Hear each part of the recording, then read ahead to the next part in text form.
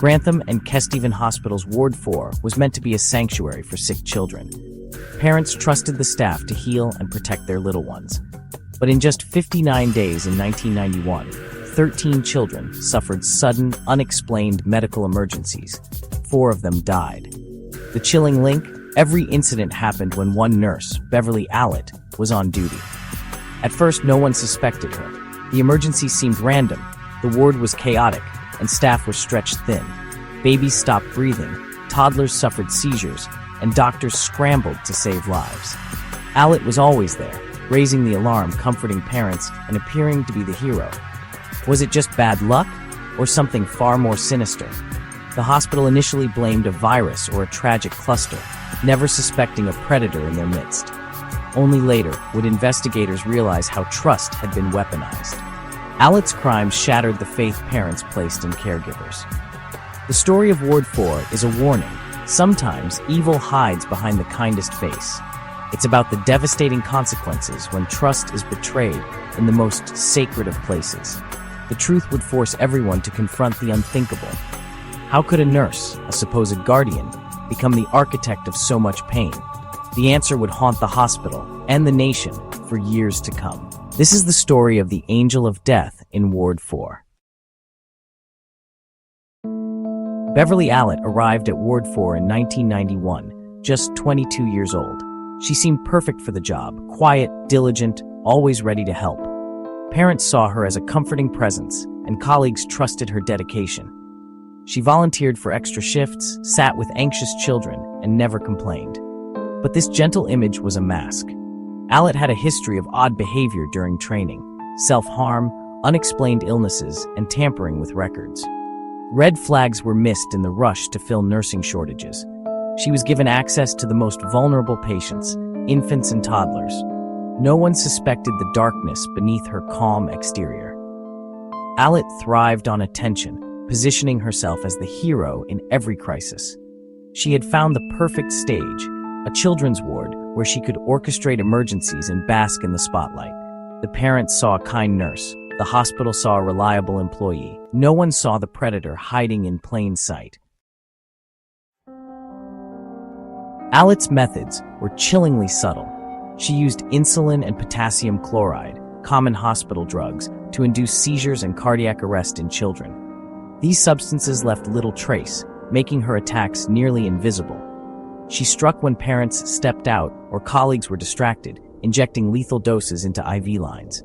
To outsiders, she appeared to be performing routine care. One victim, baby Paul Crampton, suffered 3 near-fatal collapses under her watch.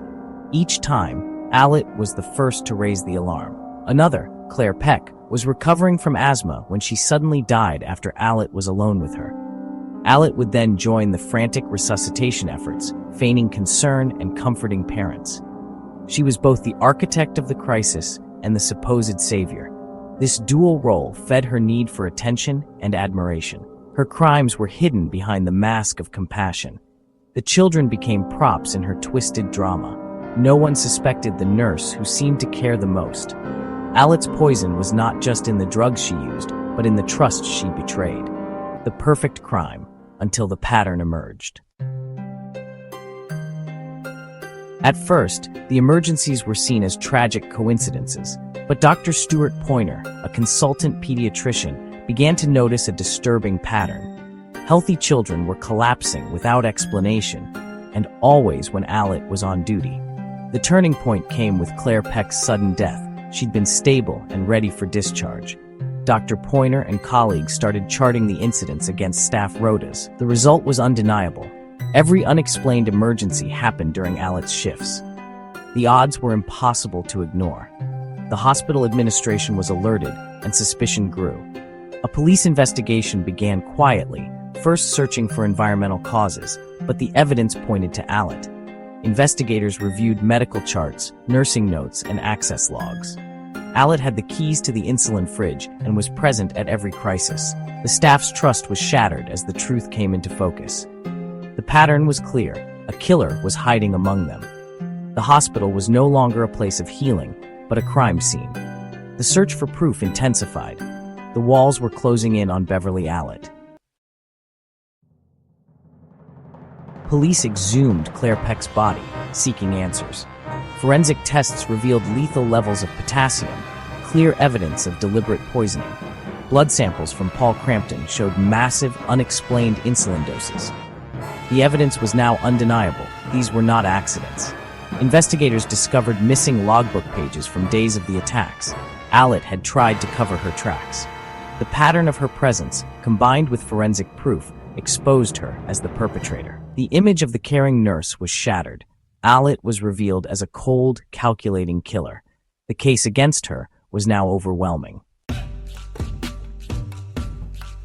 In November 1991, police arrested Beverley Allitt for murder and grievous bodily harm.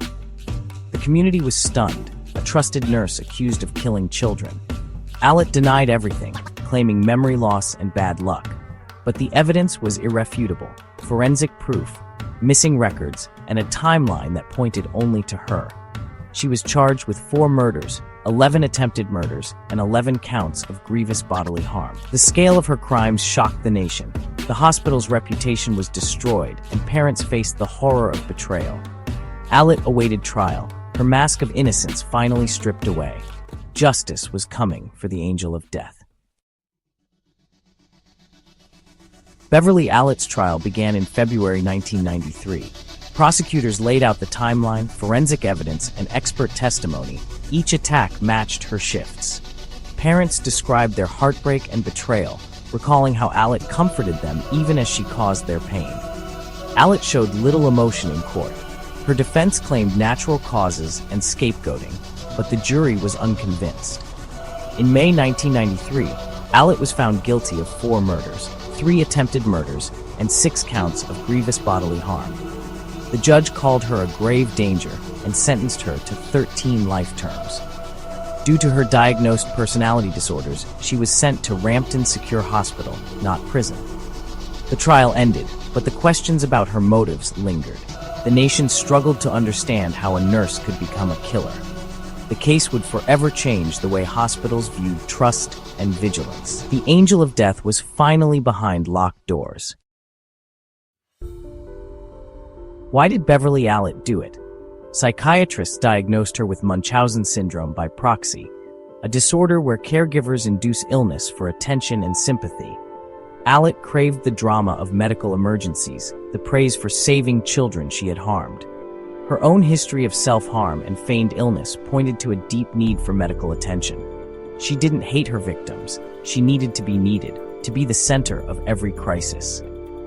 Her actions were the ultimate, horrific expression of this psychological disorder. Understanding her motives doesn't excuse her crimes, but it explains the twisted logic behind them. Allitt wasn't driven by rage or greed, but by a desperate need for validation. Her case is a chilling reminder of how mental illness can warp the line between caring and harming. The why remains as haunting as the crimes themselves. The aftermath of Allitt's crimes left families shattered. 4 children were lost forever. 9 others survived, but with lasting trauma and health problems. The hospital faced public outrage and an official inquiry, the Clothier Report, which exposed failures in hiring and supervision. The case led to sweeping reforms in nursing recruitment and patient safety across the UK. Trust in healthcare was deeply shaken. The term angel of death became a chilling reality. Hospitals and the public learned to question the unexplained and to protect the vulnerable. Beverley Allitt remains in secure psychiatric detention, unlikely ever to be released. Her story is a dark warning about the dangers of unchecked trust. The lessons of Ward 4 changed the system, but the scars remain. The shadows of her crimes will never fully fade. For more true crime stories, subscribe for our next deep dive.